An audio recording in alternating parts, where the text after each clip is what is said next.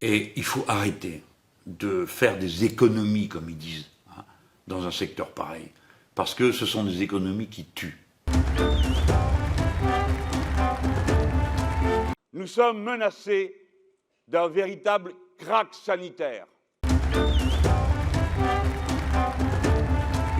Si vous élisez un de ces trois-là, vous allez cracher du sang. Voilà ce qu'ils ont mis à l'ordre du jour. La guerre contre le pauvre. Combien coûte le contraire? Combien nous coûte en personnes que nous perdons et que nous aimions? Combien nous coûte en intelligence gaspillée, en souffrance inutile, votre monde barbare, votre monde de brutes?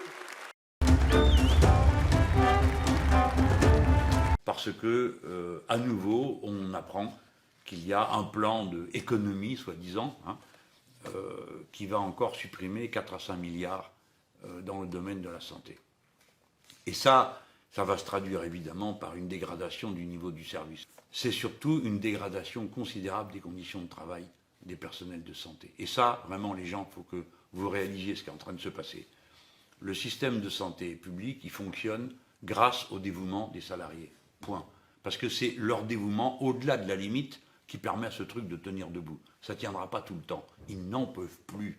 Il y a une véritable épidémie de ce qu'on appelle le burn-out, c'est-à-dire des gens qui ont tellement de travail qu'ils finissent par couler. Il y a des suicides. Il y en a eu cet été, je vous rappelle. Cet été, il n'y a pas eu beaucoup d'attention apportée au suicide de 4 ou 5 infirmiers pendant l'été. Et ça continue depuis. Ça ne peut plus durer comme ça. Donc, de ce service de santé publique, nous avons tous besoin. Je ne vais pas vous faire l'article, vous le connaissez comme moi. Et il faut arrêter de faire des économies, comme ils disent, hein, dans un secteur pareil. Parce que ce sont des économies qui tuent. Elles tuent les patients qui ne seront pas traités, les gens qui ne vont pas se soigner, les gens qui retardent le moment où ils vont se soigner, et elles tuent aussi le personnel qui n'en peut plus de travailler dans des conditions pareilles. Par conséquent, ce 8 novembre-là, je pense qu'il faut vraiment qu'on montre qu'on est avec eux. Parmi les biens communs fondamentaux, il en est un qui mérite une attention toute particulière. Elle s'impose moins à l'évidence, semble-t-il. Mais dès que j'aurai dit son nom, vous serez d'accord, j'en suis sûr, pour dire c'est un bien commun indépassable. Il s'agit de la santé, mes amis. C'est-à-dire cet ensemble de faits qui fait que vous êtes en capacité de jouir de l'existence dans tout ce qu'elle peut vous apporter. La santé est devenue une question de premier plan. Dans un instant, nous conviendrons ensemble, j'en suis sûr, que cette question est liée directement à toutes les autres. Et elle en est le résultat. Comment sommes-nous? Comment vivons-nous? Nous sommes menacés d'un véritable krach sanitaire. Un krach, c'est un effondrement. Il résulterait de 3 facteurs. Le premier, ce sont des défis sanitaires totalement nouveaux. Le second, c'est un appareil de soins, un ensemble de moyens de soins qui est en voie de dislocation. Et le troisième, le plus grave, le plus important, le plus décisif, c'est ce qu'il y a dans la tête des décideurs. Une vision absolument absurde, mercantile, entrepreneuriale, comme ils disent, pour se gargariser avec des mots dont ils ne savent plus très bien ce qu'ils veulent dire, mais qui font si bien au goûter de la marquise. Cette vision de la santé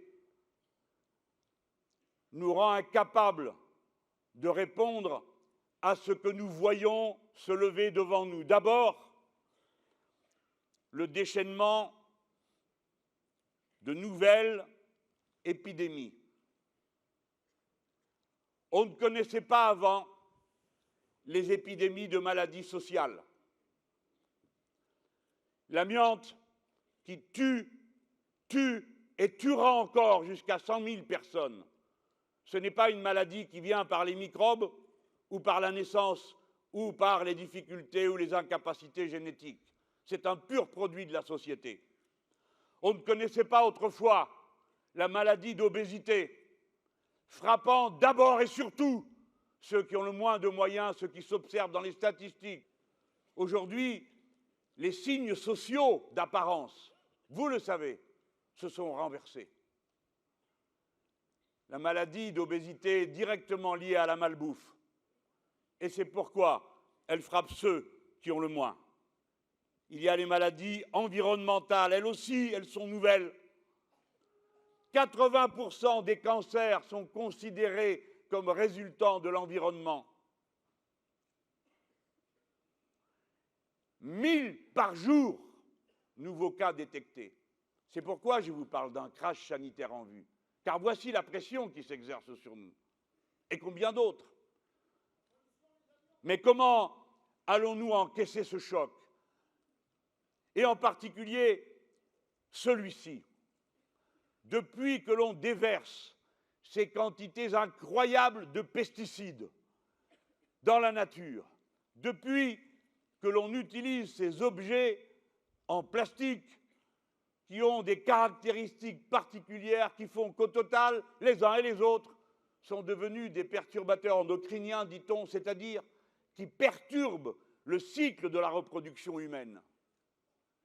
Malformation, et ainsi de suite, qui se développe comme une épidémie, ce que me disent les médecins qui travaillent avec nous.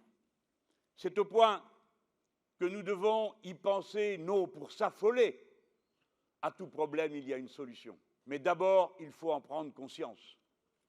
Il faut l'avoir clairement à l'esprit et se dire que c'est bien par là qu'on commence, et non pas d'abord par la réponse à la question stupide « combien ça coûte ?» Parce qu'encore une fois, et je le redirai autant de fois qu'il le faut, et j'espère que vous en ferez autant chaque jour, chaque fois qu'on viendra vous accabler avec cette remarque stupide, combien coûte le contraire? Combien nous coûte en personnes que nous perdons et que nous aimions? Combien nous coûte en intelligence gaspillée, en souffrance inutile, votre monde barbare, votre monde de brutes? Comment a-t-on pu en arriver là? Regardez l'hôpital public, qui était réputé, puisqu'il faut bien prendre le problème par un bout, qui était réputé être un modèle pour notre pays, parmi les autres nations, et ça l'était. Comment en est-on arrivé au point où des gens qui y travaillent sont devenus l'unique et dernière ligne qui permet à l'hôpital de fonctionner, car sans leur dévouement, parfois jusqu'à la mort, il n'y aurait plus d'hôpital public. Avez-vous vu ces suicides? Ah, bien sûr, on ne se suicide pas pour une raison, je le sais bien, mais enfin, quand on va se suicider au travail avec sa blouse d'infirmier ou d'infirmière, on a l'intention de signifier quelque chose, je le crois bien. Pendant qu'eux vous disent qu'ils vont encore enlever de l'argent public, encore diminuer les budgets publics, moi, je vous dis que nous allons améliorer la vie parce qu'on le peut. Le progrès est le seul horizon qui vaille. C'est ça qui peut nous rassembler.